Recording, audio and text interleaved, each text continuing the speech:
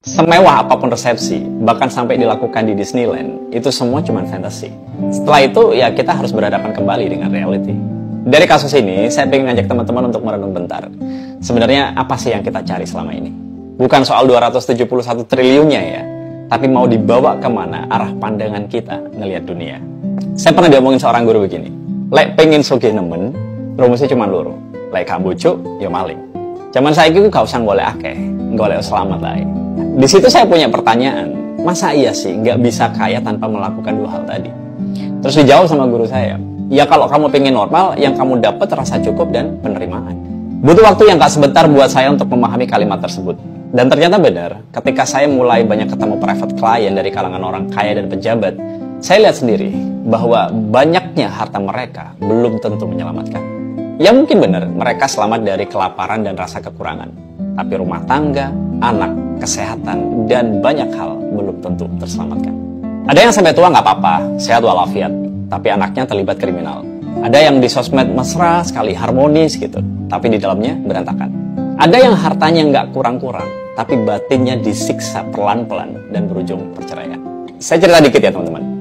Saya terlahir dari keluarga yang biasa-biasa aja. Ibu saya lulusan SD, bapak saya SMA. Ibu saya jualan es campur dan kacang hijau untuk menghidupi anaknya.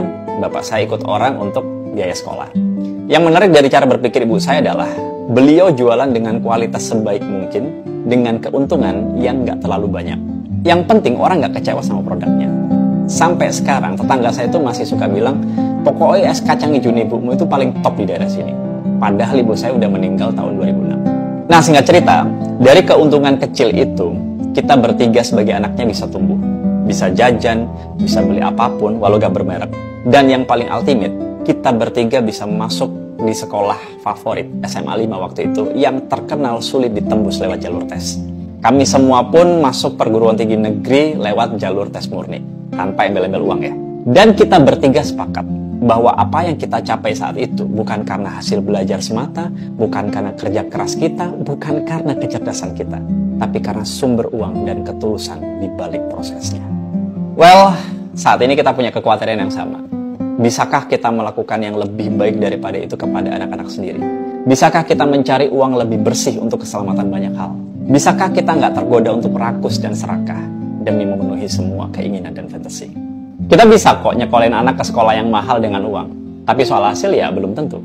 Kita bisa beliin apapun demi nyenengin keluarga pakai uang, tapi soal kualitas hubungan, ya tunggu dulu. Bahkan kita bisa pergi ke tanah suci dengan uang, tapi soal kembali suci, kita tanya ke diri masing-masing terlebih dahulu. Hanya padamu Tuhan, tempatku berteduh dari semua kepalsuan dunia.